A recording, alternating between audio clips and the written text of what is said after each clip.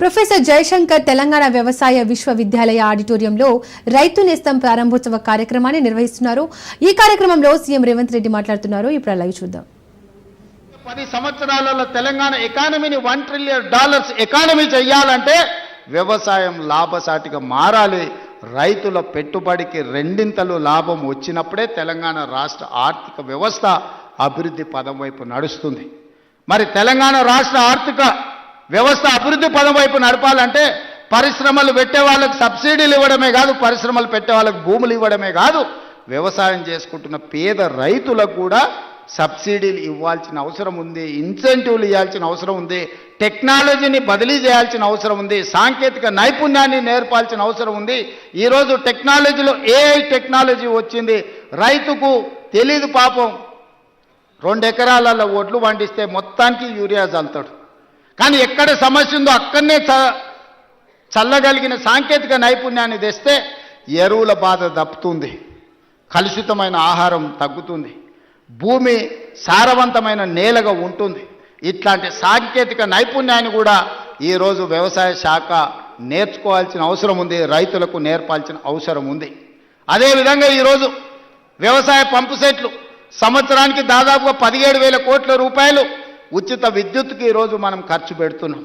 ఇవాళ అదే సోలార్కి మనం మారిపోతే సోలార్తోని మీ వ్యవసాయం ఉచితమే కాదు, మీరు సోలార్ విద్యుత్తు ద్వారా నెలకు 2,000 3,000 మా ఆడబిడ్డలకు ఆదాయం వచ్చేటట్టు విద్యుత్తు శాఖకు సంబంధించి ఉప ముఖ్యమంత్రి గారు ప్రణాళికలు చేస్తే రైతులు సిద్ధంగా ఉన్నారు. దానికి అవసరమైన పెట్టుబడి మనం పెడదాం. కొన్ని వేల కోట్ల రూపాయలు ఒకసారి పెట్టుబడి పెట్టినా 25 సంవత్సరాలు ఈ రైతులకు లాభసాటిగా ఉంటుంది. వాళ్ళు వాడుకునేది వాడుకోగా మిగిలిన విద్యుత్తును మీకు అమ్ముతారు. ఈరోజు మా రైతులు అదాని అంబానీలతో పోటీ పడే విధంగా తీర్చిదిద్ది సోలార్ విద్యుత్ ఉత్పత్తిలో అదానీలతో పోటీ పడే విధంగా మా రైతుల్ని ఇంటికాడ కూర్చున్న వాళ్ళకే ఆదాయం వచ్చే విధంగా ప్రణాళికలు చేయాలి. ఈ వేదిక మీద నుంచి ఎనర్జీ డిపార్ట్మెంట్కు అదేవిధంగా సంబంధిత శాఖ మంత్రి గారికి నా సూచన, మీరు ప్రణాళికలు సిద్ధం చేయండి, రైతులను చైతన్యం చేద్దాం, రైతులకు అవగాహన కల్పిద్దాం. మంది ఆడబిడ్డలు చదువుకొని విజ్ఞతతో మాట్లాడిన ఆ పెద్ద ఆయన మాట్లాడుతుంటే ఆయన ఉపయోగించిన ఇంగ్లీష్ భాష కావచ్చు, పదాలు కావచ్చు, అవగాహన కావచ్చు, అనుభవం కావచ్చు, ఆ పిల్లలే కాదు వేదిక మీద ఉన్న మంత్రులు కూడా నేర్చుకోవాలి. విషయాన్ని ఏ విధంగా సూటిగా శుద్ధి లేకుండా ఎట్లా చెప్పొచ్చో, అవగాహన ఎట్లా కల్పించో ఆ పెద్ద మనిషిని మనం చూసి నేర్చుకోవచ్చు. అందుకే ఇవాళ అలాంటి వాళ్ళని నేను కలెక్టర్లకు ఆదేశాలు ఇస్తున్నా. వ్యవసాయం మీద అవగాహన ఉండి 10 మందికి నేర్పాలన్న పెద్ద మనుషులను గ్రామాలు తిప్పండి, రైతు వేదికలలో సమావేశాలు పెట్టండి, వాళ్ళ చేత అవగాహన కల్పించండి. అవసరమైతే వాళ్ళకి ఆహారూర్యం ఇవ్వండి, రోజుకో 1000 రూపాయలు ఇవ్వండి. వాళ్ళ అవగాహనతోని రైతు వేదికలలో పోయి అవగాహన కల్పించినందుకు అదొక గుర్తింపు, ఒక గౌరవం. 1000 రూపాయలతో ఒక రోజు వాళ్ళ జీవితంలో మార్పు వస్తుందని నేను చెప్పడం లేదు, కానీ ప్రభుత్వం ప్రోత్సహిస్తుంది, ప్రభుత్వం గుర్తిస్తుంది, ప్రభుత్వం మిగతా రైతులకు అవగాహన కల్పించడానికి ప్రయత్నం చేస్తుంది అని చెప్పడానికి ఇవన్నీ కూడా ఉపయోగపడతాయి. కాబట్టి కలెక్టర్లందరికీ కూడా ఈ వేదిక మీద నుంచి చీఫ్ సెక్రటరీ గారికి నేను ఇన్స్ట్రక్షన్స్ ఇస్తున్నా.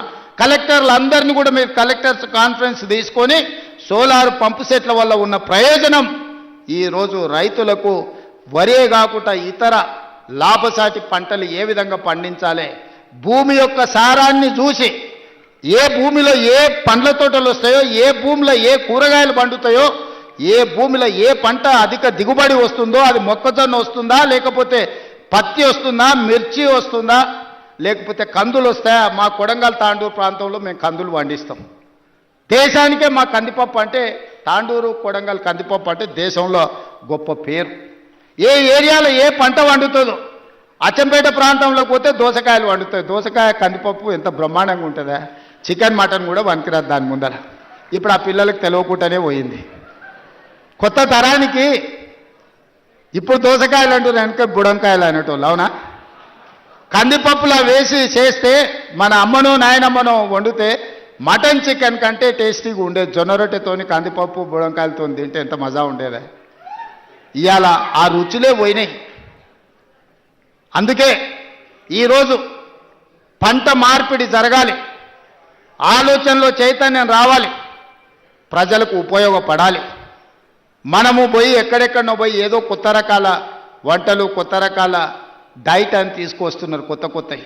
ఎందుకంటే మన పెద్దోళ్ళు మనకి ఇచ్చిపోయారు, జొన్న రొట్టె తినండి, మీ బట్టలు మీరు ఉతుక్కోండి, 6 ప్యాక్ ఉంటుందో లేదో మీకు తెలుస్తుంది. మీ బట్టలు మీరు ఉతుక్కొని జొన్న రొట్టె తింటే మీరు ఏ జిమ్ములకి వెళ్ళి కండలు పెంచాల్సిన పని లేదు, ఆటోమేటిక్గా మీరు 6 ప్యాక్ తయారవుతారు. అవేవి చేయకుంటుండి జిమ్ములలో పోయి స్టెరాయిడ్స్ వారి ఆరోగ్యాన్ని పాడు చేసుకుంటారు.